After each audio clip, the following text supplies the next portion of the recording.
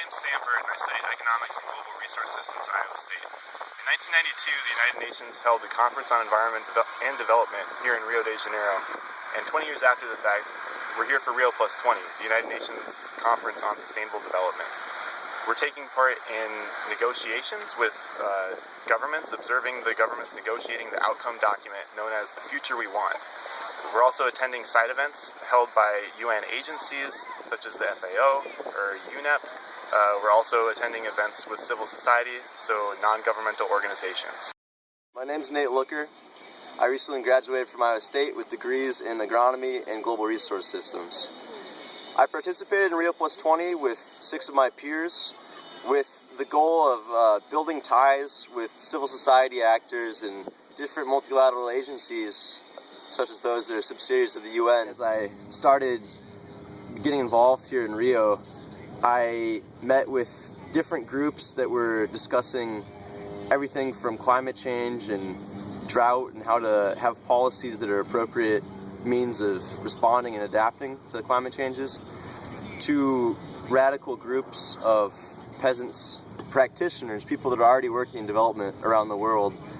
We're engaging in dialogue about what works and what doesn't in working towards this balancing of social, economic, and ecological goals in our changing world. Hi, my name is Leah Hofer, and I'm a senior in Global Resource Systems and Political Science with a minor in Emerging Global Diseases. I think one of the great things about a conference like Rio Plus 20 is it doesn't just bring delegations around from all over the world, it brings experts and people who really are just top of their field to this conference, and it kind of becomes like this global epistemic community.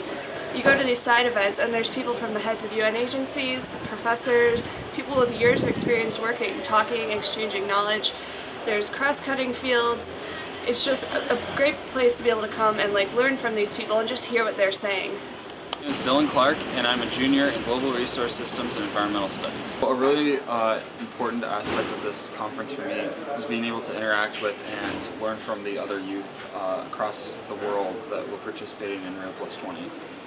Majority of the youth had been at COP conferences and other UN related conferences, and because the Sustainable Development umbrella is so large, it was a congregation of very multidisciplinary people that were able to learn from each other and work together as we went through the conference. I'm Brianna McNeil, and I'm a senior in Global Resource Systems and minoring in nutrition.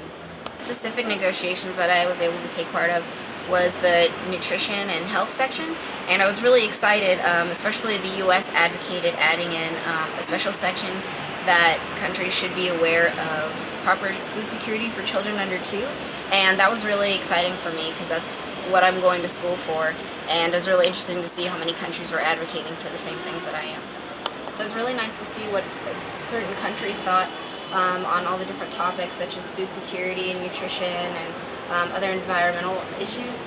It gave me a chance to understand what the future is going to be like in those sectors and what I can do and where I can actually do them with countries that have similar outlooks such as me. And I think it's important for Global Resource Systems students to kind of get in contact with countries like that and kind of learn about what their region wants and how they can be better prepared for that.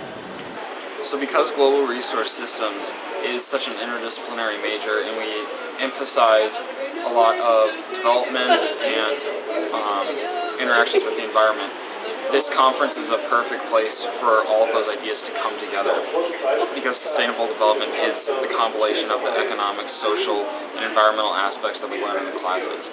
And meeting the youth that are also interested in those aspects really informs you about where others are coming from, especially because normally those youth are very targeted at one specific issue, so you can gain an understanding from all of them, putting that information together. One thing that really resonated with me after getting back from Rio was the importance of the transdisciplinary education that Global Resource Systems gave me in interacting with these different actors from different communities of practice or different agencies or different parts of the world.